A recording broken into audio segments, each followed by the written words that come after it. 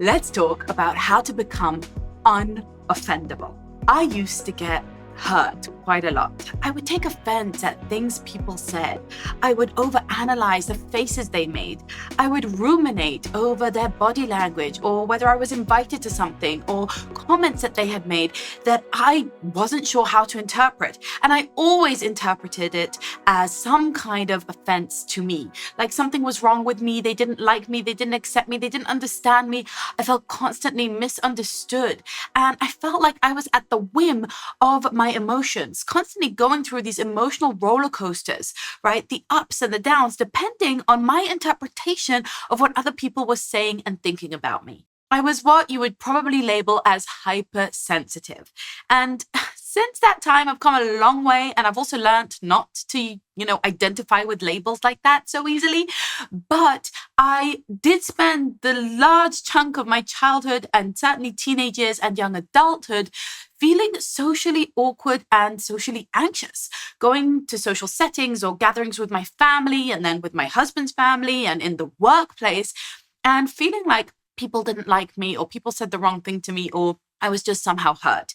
So if you often feel hurt and sensitive to things that other people do or say, I totally get it. But here's the good news. You don't have to live like that. None of us have to stay stuck in a hypersensitive skin, a thin skin that feels like it can be penetrated and hurt by just comments and glances and things people say or things they omit. Instead, I want to help you to develop a thicker skin and become unoffendable. It's possible, I promise. Now, I went through this process and I do think I've become pretty unoffendable. Of course, there are still some things that I'll take offense to from time to time, but I'm going to explain to you the difference and I'm going to outline for you exactly how you can get there in these 10 steps. If you like this type of mindset coaching, then hi, welcome to Hi Fam. I'm Avital. I'm the mother of 5, and I'm here on a mission to help you to create a family culture that you love, to raise kids that you're proud of, to have a home life that really reflects your deepest held values, to be clear on what those values even are, and to build the routines and the rituals and the rites of passage and all of the good stuff we do at home that reflect those. And if that sounds like the kind of thing that interests you, then I urge you to check out the studio, which is my membership. It's where I actually teach you and help you implement these things step by step. Because what I'm going to show you here today really, really works, but then we've got to practice it. It's a bit like maybe a weightlifter explaining to you how to lift the weights, but then you actually have to go to the gym and get the coaching and do the work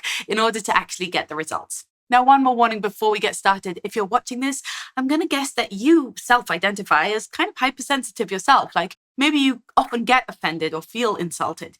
And maybe some of the things I'm going to say here are going to ruffle your feathers. But that's okay. I want to suggest that you come into this video with a coachable and open mind. I want you to remember that the goal is to help you to become a little bit less offendable so that you can feel stronger, so that you can have broader shoulders and a stiffer spine and a big smile and a warm and tender heart and be able to take whatever it is that the world throws at you. Because here's the fact, we live in a world that is full of offense, full of insults, full of insensitivities, full of things that might disgust us or alarm us or repel us or upset us, full of things that we might even take personally. And stick with me till the end because I have one mega tip for you that you are not going to want to miss. This is the biggest mindset shift of the whole video. Now, as you're watching these, don't forget to leave me a comment below telling me which of these mindsets resonates most for you. Which are you going to practice on this coming week?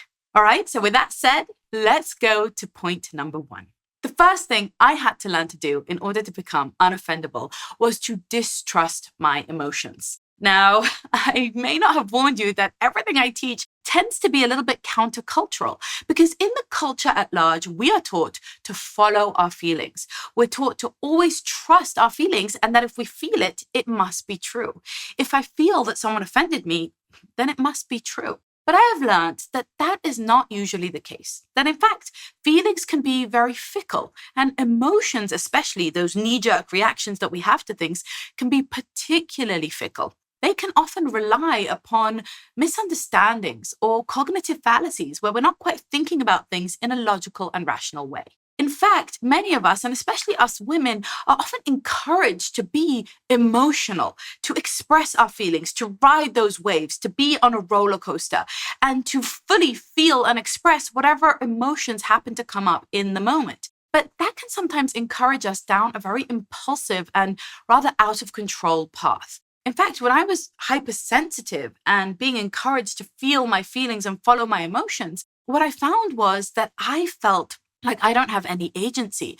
I was just out of control, like a leaf in the wind being blown, whatever conversation was happening, whatever situation I was in, wherever happenstance happened to lead me. And frankly, that's not a good feeling. It felt to me like this really out of control and lacking in my own accountability, authorship, agency type of feeling. In fact, it's kind of the definition of disempowerment. It's a definition of not having the power to dictate your own terms or to respond how you want to respond rather than just reacting to everything. What I learned was that when something seems hurtful to me, just because my knee-jerk, immediate, impulsive, and often subconscious reaction was to feel insulted, didn't actually make it true. It may not actually have been a hurtful comment. It may not actually have been intended the way I thought it was. It may not actually have meant what I thought it was. And often I was misunderstanding or more likely misinterpreting a reality because of my emotions, because I tended towards that negative emotion, that hypersensitive emotion, and to be focused and biased towards negative interpretations. I trained myself instead to become more logical and rational, to be able to look at things in a more stoic and controlled manner that actually was able to weigh up pros and cons, to judge a situation more rationally and honestly, to see both sides of what was going on, and to question my own immediate interpretations, to question my feelings, to question the thoughts that led to those feelings, and to be able to reframe them. So the first takeaway here is to know that just because something seems like it isn't nice doesn't actually mean that it's hurtful. Just because we feel hurt doesn't mean we've been hurt. Number 2, accept that we all judge. I had to learn to apply to others the same standard that I was applying to myself. I was very concerned and upset when I felt judged by other people. But the truth is that if I took a long, hard look in the mirror, I judge other people all the time. Every situation I'm in, I'm judging people's appearances, their behaviors, the words that come out of their mouth, their life choices, their lifestyles, the way they bring up their kids, the work that they do.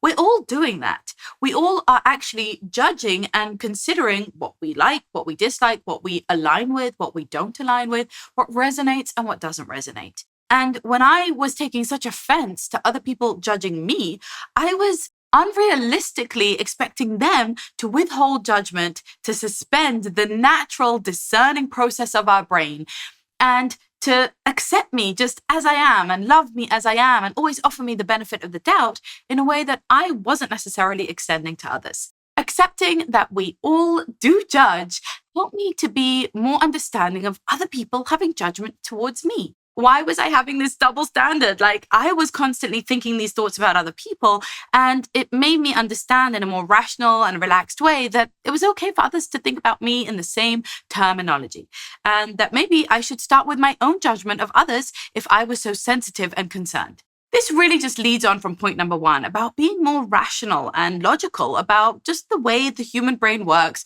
the way societies work, the way we interact socially, and the fact that we all have kind of involuntary and just knee-jerk thoughts and reactions and interpretations. And often those thoughts, reactions, and interpretations aren't particularly logical. They are often rife with cognitive fallacies like black and white thinking, right? That's the kind of all or nothing thinking, or like minimizing positive things and maximizing negative things, or catastrophizing. And all of these, skewed filters really change the way people see themselves and see each other, including me and you. And so when other people see us through those lenses, it's often just more about what they're going through and the way they view the world and their cognitive fallacies than about us. Which leads me directly to the next point, which is offering the benefit of the doubt. What I had to learn was that everybody has a whole hidden history, right? A whole hidden part of their life the baggage that they carry, the traumas that they've been through, the culture that they grew up in, their genes, all of the things that makes them who they are, that influences the way they see me or you or all of us and life itself. And that's something that is unseen, right? We don't necessarily know or understand what people have gone through and what causes people to react in certain ways to particular triggers. So if someone is judging me or saying something to me in an unkind tone, if someone's outright insulting me or being offensive, then I can actually offer the benefit of the doubt. I can just say to myself, well, 1 minute, maybe they're having a really tough morning. Maybe this hits them in a particularly sensitive spot. Maybe they never received the skills or the training, or they don't have the social niceties that I expect in this moment. Maybe in their culture, this is accepted. Maybe a lot of different things. But that big question mark of just saying, wait, I'm going to offer the benefit of doubt. Maybe they didn't mean it in that way. Maybe they didn't know something about me, right? Maybe they're going to regret what they said.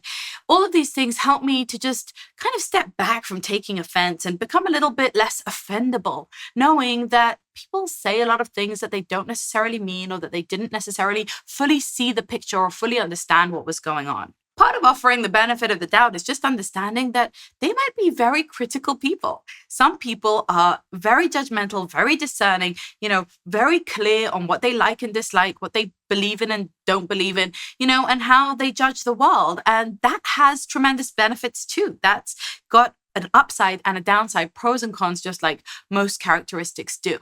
And so, being a critical person, being able to share their feedback, share their critique, might just be part of their temperament and their personality. And it always reminds me that some people in society need to be really critical. Like, for example, I think we want our surgeons or the people who build our bridges to be highly critical, discerning people, not people pleasers, not people who just go with the flow, but rather people who are highly discerning. That would really serve us in those industries, for example. Sometimes people's offensive things that they say or do to us really reflect more about them than about us. It's a them problem, right? And it took me a while to kind of get out of myself, an almost self-obsessed or navel-gazing or narcissistic perspective on the world that views everything through the lens of what it means about me, and learn that often people aren't thinking about me at all. Often what they're saying to me or what they're doing to me or whatever is actually a reflection of how they feel about themselves or their own issues or their own problems, and not something that I need to take on. Often it's really misguided to make it about ourselves. It's such wasted energy because although it looks on the surface as though it's about me, it actually isn't at all. Just recently, one of my students told me that she applied this thinking to a situation that was going on for years and years. There was some guy in their local church who was always snubbing her husband. He was never friendly and warm like he was to the other guys. She always took offense on behalf of herself and her husband. And she started blaming her husband. Like, why aren't you getting on his good side? Why isn't he being nice to you? What did you do to him? Until she started to realize and see that this guy was behaving this way to a wide range of people, that this was actually quite well known about him, that he had this kind of, snobby mannerism, and that it was more of a him problem than it was a her problem. It was just what he was like, but nothing that she needed to really worry about or take personally. In other words, the cognitive fallacy of personalizing, of making everything about ourselves, is not only a little bit narcissistic sometimes, but it's also just hurting us because so often it isn't about me, it's about them. The next thing I learned in order to become unoffendable is that people blab at the mouth. I mean, how many people do you know in your life that just say things that you think are ridiculous, that you think are BS, that you think are a waste of words, or that you just patently disagree with? The truth is that people say all sorts of things. They talk about things that you disagree with when they talk about politics or vaccinations or medicine or education or childbirth, all sorts of subjects that people just state their opinions on and that you disagree with them. And you have to remember that the vast majority of people around you, they might be really smart and really wonderful and really well-versed in certain areas, but they're not all going to be experts about everything. They're not all going to be highly educated or people that have really earned your respect. Now, let me ask you, do you go to any stranger in the street and ask them for a medical diagnosis? Of course not. You go to someone who you trust, to someone who has earned that trust with years of education and practice and experience, with someone who is held to account for their opinions. And even then, you're probably going to get a second opinion as well. That means that you're very careful with whose opinions you really respect and believe when it comes to a medical diagnosis. And yet, any yenta you meet on the street, any person you pass by in the supermarket, anyone in your family who just happens to be related to you by blood, suddenly their opinions count when they have opinions about you and your lifestyle. Say they're judging you for the way you bring up your children, your education, or the home that you live in, your finances, your marriage, your lifestyle, whatever it is. Why does their opinion actually matter? Why does it hold weight? Are they experts who you've chosen to consult with? Did you ask for their advice? Why are you taking it seriously? And that's something I had to really realize, is that everybody's entitled to their opinion, but I don't have to take their opinion on board. I don't have to take it seriously because people blab at the mouth. If I wanted an expert opinion, if I wanted real and thoughtful and in-depth critique about something about myself or about my life, then I would be very choosy about who I would go to, just like I would be with a medical diagnosis.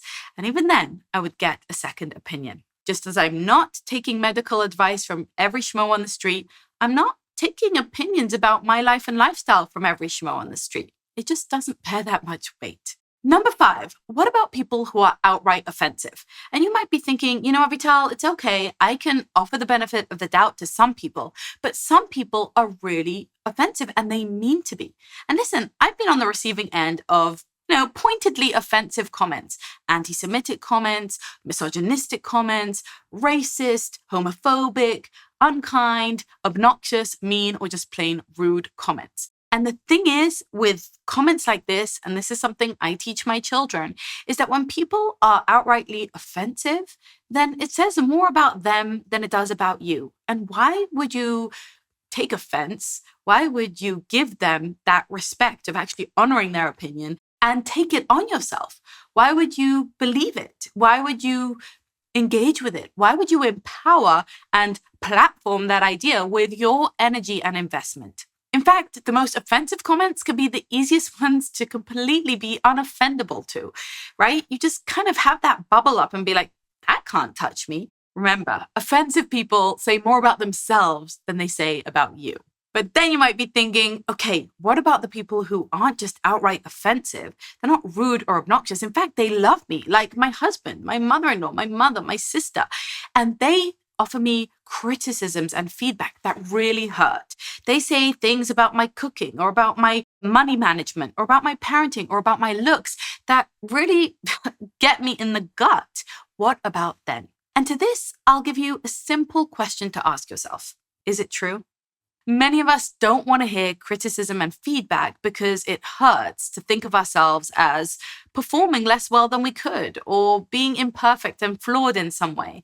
But the fact is that we're all humans, and it's likely that if people love you and care about you and they're giving you critique and feedback, it could have a grain of truth to it. I had to learn that when my dad or my sister or my husband were telling me things that I found so offensive, that I was so sensitive to, the truth is that they had my best interest in mind. They were trying to help me to build my character or to build my strengths or to make good life choices, and trying to protect me from the darker sides of myself, the shadow sides that could actually sabotage me. They were trying to help me to be better. And I want to be better. And so, in fact, I had to kind of put my offense to one side and look at it with more curiosity. Asking yourself, is this true, is also a good filter.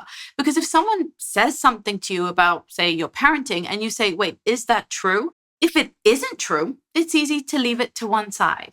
You can say, well, they think that, but they're wrong. So I'm not offended. It's just a mistake. But if it is true, that's where it leads us to the next point. And that is to embrace curiosity, to embrace criticism, to embrace feedback. Learning to see myself as a work in progress. I know this is really countercultural. In today's culture, young women are taught to think of themselves as 10s in all areas of life, as if we're just born perfect, as if whoever doesn't love us just as we are has something wrong with them, not us, as if anyone and everyone should just embrace us and accept us and tolerate us and celebrate us exactly as we are. But I don't know about you, I know that I am not perfect, and I probably never will be. I have a lot to work on, and I imagine that will be a lifelong endeavor. There are many areas of my life in which I need to progress and improve and grow. And therefore, honest critique from people who love me is useful. It's actually a guidepost pointing me in the right direction of the things I should work on in my life. I don't know about you, but I don't want anyone just blowing hot air, inflating my ego, and giving me empty compliments.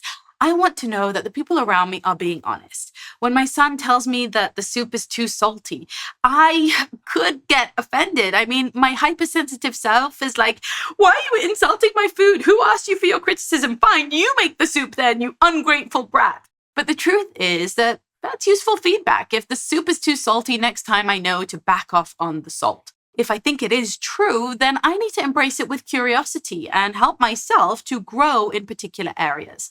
Now, salty soup is not a particularly personal and painful point, but this is true even when it comes to things that are. Right? When we really want to reflect on the ways we're being unhealthy or not living up to our values and standards or making poor choices that are going to sabotage us down the road, these are the types of comments and guidance that we might get from the elders in our family, from our colleagues, from our friends, from our siblings, and from our partners that are actually going to help us and help us to grow. So take these interventions with gratitude and embrace them with curiosity. Like, that is interesting. Am I doing that? Okay, it is true. Then what can I do about it? That's where we start to grow and improve. And offense has nothing to do with it. Offense has no place here. Offense just blocks us from actually learning and growing and taking action. Let's get to a really practical thing you could do. Say someone said something to you and it insulted you. You took offense. You feel hurt. You feel sensitive. Feel like it's not fair, and you start ruminating and obsessing and analyzing. You keep running the conversation through your head again and again, and you just feel really stuck and trapped in that place. One of the things that is the best thing to do in this situation is to shake it off, okay? Literally and physically, to get out there, to go for a run and sweat it out, right? Because here's the cool thing about offense. It can wear off. Just like most emotions kind of peak and then they surrender, the same is true for offense. We feel really hurt by something our husband said when he's just said it, but 2 hours later, we're just a little bit lightly irritated and we're not so sensitive anymore. The thing to do is not to get stuck in that rumination, because when you keep going over it again and again, when you keep building it up more and more in your brain, you can kind of escalate yourself, right? You can kind of build it up to a place where it becomes bigger than it really was. And instead of coaching yourself off the ledge and de-escalating and cooling it off so you can be cool, calm, and collected, or cool as a cucumber, you start to get hot. You start to get intensified. You start to kitchen sink, which is when you bring in all the other offenses of the past and kind of pile them all on into this big unmanageable thing. So shaking it off is literally physically going for a walk, a run, a dance, or maybe also writing it out and getting it out of your system, talking it through, recording yourself a voice memo. But the idea is to express it into the abyss, into the ether, but not at the person, right? Like, don't screw up your relationship with your boss or with your partner or with your parents over that momentary offense. Instead, let yourself run through it in your system, right? And wear it off. It does wear off. It does lose its sting. It does become just a silly thing in the past or just something you can manage and handle. And then you can have the real kind of debate with yourself whether this is a conversation that needs to be had. Do you really need to bring it up? Do you really need to revisit this? Do you really need that drama? Are they even going to be receptive to your comments about it? Or is this something that you can let slide? Or maybe even something that you misinterpreted and misunderstood and wasn't such a big deal after all? All of those options are only available to you after you've come down from that peak, that fight or flight mode that we get into when we take offense and when we get really triggered. So shaking it off helps us get past the trigger so that we can apply all of this great logical thinking. The next thing, be extremely picky about who even has the right to offend you. That's right. I told you, people blab at the mouth. Not everyone is a physician that we need their opinion on us. And so you need to be picky about who has the right to offend you. What I realized was that even though there are many people that I really love in my family and friend circle, or even online, that doesn't mean that I necessarily deeply respect their opinion about me. It doesn't mean that I necessarily really think that they know me that well, or that they know this side of my life that well, or maybe that they know that much about parenting or my career or my marriage or my health. And so if they're not experts, if they're not people that I hold very close, if they're not people whose relationship I'm deeply invested in, then they don't really get the right to offend me. They can say things to me and I'll be curious about it. And back to that curiosity, I mean, that can be an adventure. That can even be fun. Like, interesting. I never thought about myself that way. Like, I could take on that real curious role if I think there's some truth to what they're saying and they're not just blabbing at the mouth. But honestly, they still don't get the right to offend me. And the people who the most don't get the right to offend me are serial offenders. People who have offended me many times throughout my life, even if I love them dearly, I just remove their license to offend me. Like, they're not licensed anymore. They cannot practice in this state anymore.